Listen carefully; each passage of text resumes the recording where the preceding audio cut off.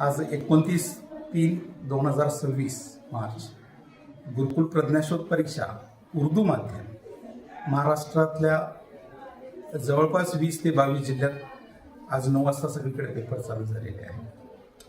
1ली ते 8वी पर्यंतच्या विद्यार्थ्यांसाठी महाराष्ट्रामध्ये पहिल्यांदा असं झालेलं आहे की गुरुकुल प्रज्ञाशोध परीक्षा लॉन्च झालेली आहे. त्यांना विद्यार्थ्यांना काही बुक्स पण दिलेले आहेत. कोल्हापूर जिल्ह्यामध्ये गडिंग्लज, आजरा, चंदगड, हातकलंगले, शिरोळ आणि करवी इथून प्रचंड मुलं संख्येनं परीक्षेला बसलेली आहेत. या परीक्षेचा उद्देश असा आहे की विद्यार्थ्यांच्यामध्ये एक स्पर्धा परीक्षेची जागृती निर्माण करणे हा एक मूळ उद्देश आहे. आणि दुसरी गोष्ट, गुरुकुल प्रज्ञाशोध परीक्षेमध्ये जे विद्यार्थी राज्य गुणवत्ता यादीमध्ये येतात त्यांच्यासाठी विशेष अशी इस्रोची सफर विनामूल्य आयोजित केली जाते.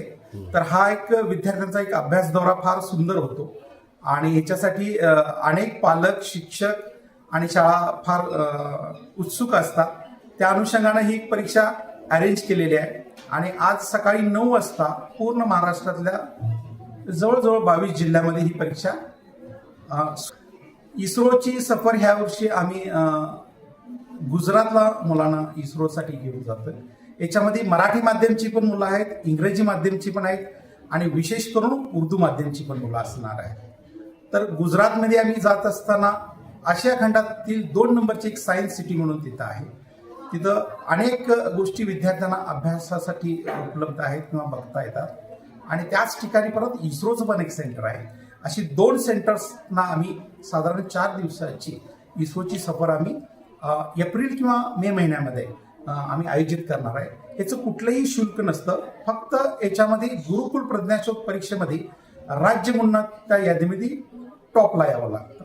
त्या विद्यार्थ्यांना पूर्ण गुरुकुलच्या खर्चाला विद्यार्थ्यांना इस्रोला घेऊन जावं. उर्दूचे प्रत्येक स्टँडर्डचे 2 विद्यार्थी 3री पासून 8वी पर्यंत 2 विद्यार्थी सिलेक्ट होणार आहेत.